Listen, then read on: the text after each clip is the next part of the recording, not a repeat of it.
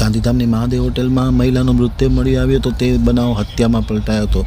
ભાવનાના પ્રેમી દિલીપ રાઠોડની આખરે પોલીસે ગણતરીના કલાકમાં ધરપકડ કરી। ગાંધીધામ એ ડિવિઝન પોલીસે ગાંધીધામની હોટેલમાં થયેલ હત્યાના ગુનાના આરોપીને ગણતરીના કલાકોમાં ઝડપ્યો। મળતી માહિતી મુજબ ગાંધીધામના ખન્ના માર્કેટની મહાદેવ હોટેલમાં શનિવારે બપોરે રોકાયેલા મહિલા અને યુવક વચ્ચે ઝઘડો થતાં હત્યાનો કરુણ અંજામ આવ્યો હતો। સુંદરપુરીના રહેવાસી દિલીપ રેવાભાઈ રાઠોડ નામના યુવકે તેની મહિલા મિત્ર ભાવના જેઠાભાઈ લોંચા પર અન્ય પુરુષો સાથે સંબંધ હોવાની શંકા રાખી બોલાચાલી કરી હતી। ઉશ્કેરાટમાં આવી દિલીપે ભાવનાનું ગળું દબાવી હત્યા કરી નાખી અને હોટેલમાંથી ફરાર થઈ ગયો હતો। સાંજે હોટેલ સ્ટાફને મૃતદેહ મળતા પોલીસે તપાસ તેજ કરી હતી।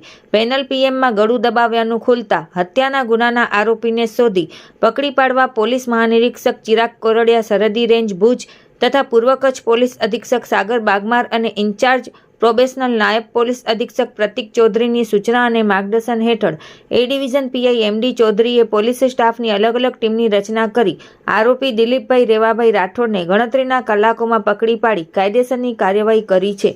આ સફળ કામગીરી એ division PI MD Chaudhary, PSI VH Zala તથા સર્વેલન્સ સ્ટાફના પોલીસ કર્મચારીઓ દ્વારા કરવામાં આવેલ છે।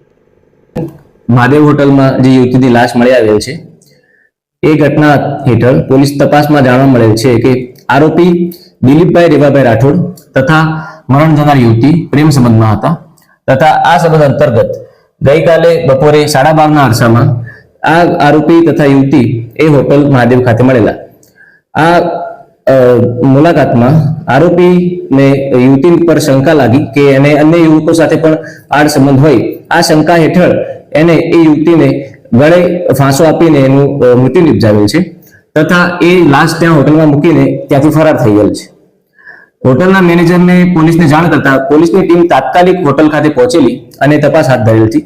આ તપાસ હેઠળ પોલીસની ટીમે આરોપીને ઝડપી પાડેલ છે તથા આ હેઠળની કાર્યવાહી આગળ હાથ ધરવામાં આવેલી છે।